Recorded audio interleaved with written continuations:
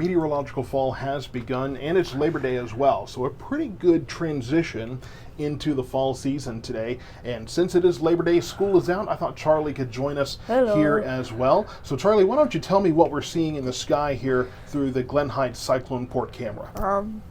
So I can see here that the clouds are a bit big, and I can see some gray coming in.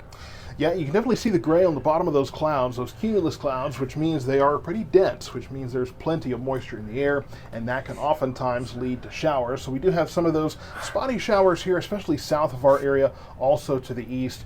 And I tried to get rid of most of this ground clutter, but the radar just really likes to throw that out there sometimes.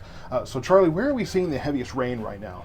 The heaviest rain, He's still learning this green screen. This takes a while to get used to. I can't. So you can actually see some of the heavier rain near Wills Point here and over towards Rockwall as well. So the thing is, we don't have a whole lot of heavy rain in our area right now, but these showers are slowly moving. They're not going anywhere fast. So that could lead to possibly some flooding issues if you're in a flood-prone area that gets one of those persistent downpours. So you want to keep an eye on that. Let's take a whack at temperatures here. What are you seeing, Charlie? So in Cleburne and Waxahachie, they're both having 86 in daytime highs, and Hillsborough and Corsicana both have 87 in daytime highs. Let's take a look at those overnight lows. Overnight lows.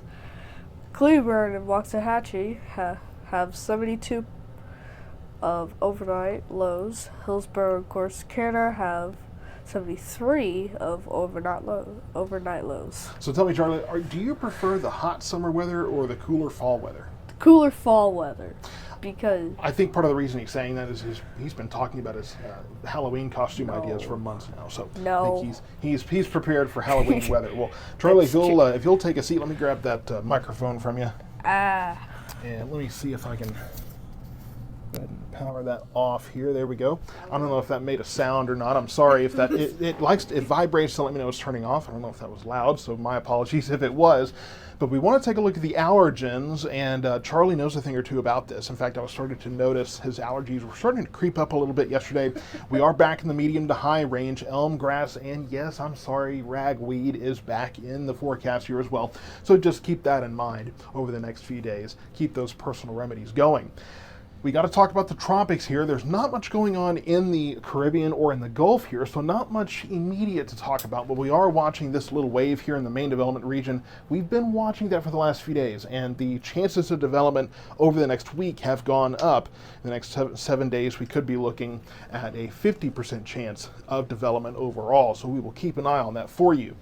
Now, here's the big picture. We have a weak front, a labeled meh front, as we call it here in the house. This weak front will continue moving southward, and we will see that maybe spark a few showers over the next couple of days, but not much. There is a stronger front here that is going to be dipping out of Canada. There's been a lot of talk on social media about how much cold air that's going to bring in to the Midwest and to the heartland. That thing's going to park right about southern Oklahoma, right around the Red River, so we won't get much benefit out of that over the next few days. So unfortunately, there's not a whole lot of help from that, but at the same time, though, the forecast doesn't look that bad as we get into it. So 30% chance of showers today, and as we get into the next few days here, we won't see the wind pick up much, but we will see the temperatures warming up. So Tuesday, that little front kind of hangs around, that weak front comes through. It might give us a shower or two, but that's going to be about it. Upper 80s, and then we get into the low 90s for Wednesday and Thursday. Friday, we have a front coming in. Ahead of that front, though, we're going to get that compressional heating. That's where the front comes in.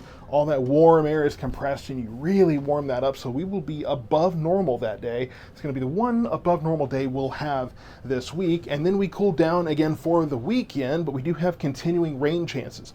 There's still some uncertainty here about the rain chances over the weekend. We will have to wait and see what that does. We could have a complex or two come in. The timing still in flux here, so stay tuned. We'll keep you updated on that, but we are back in the upper and then mid 80s for our temperatures. So temperature-wise, looking pretty good, but we could be dealing with some rain over the weekend. So spotty showers today, a few more showers possible tomorrow. Dry and warming up for the midweek. The next front comes in Friday. hot day on Friday. Just be prepared for that, and then rain is possible for this weekend. Stay tuned for more updates across the area as we get into the week of kind of dealing with more fall conditions and just a quick resurgence to summer, but we're on the cusp now. We're close enough to winter to where people are talking about their winter predictions. And you've heard me preach and preach and preach and preach and preach and preach about how winter is hard to predict, even hours in advance. Here we are 3 months ahead, and folks are going, hey, why not? So since everybody else is doing it, why don't I give my predictions for winter weather? And here's what I've got. I don't know. I can't tell you what it's going to do this week, this winter. I can tell you that generally we'll probably be cooler than we are now, but that's going to be pretty much a given here. Now, here's the thing. We are looking at La Nina conditions possible, at least for the earlier to midwinter period. So that generally means a more mild, less wet period during the winter. But here's the thing.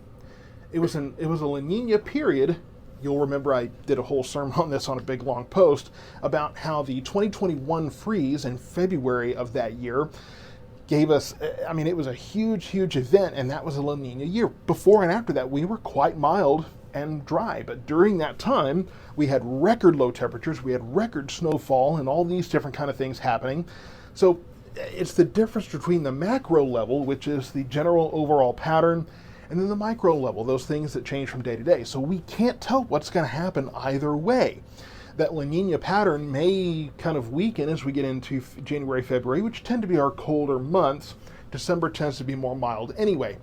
It's really hard to tell what's going to happen in the winter across our area. So unfortunately, that's about all I've got for you as far as the winter. We just got into meteorological fall, and I can't even hardly tell you what the fall is going to be like overall. Probably more storms this fall as we had compared to the summer, but overall, it's Texas weather. It's hard to predict what's going to happen. So stick with South Metro Weather. We'll keep you updated on what we do see coming.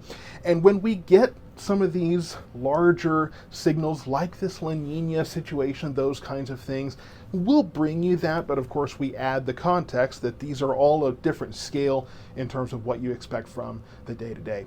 More to come from South Metro Weather this week as we enter meteorological fall and have maybe just one quick taste of summer as we go into the late week.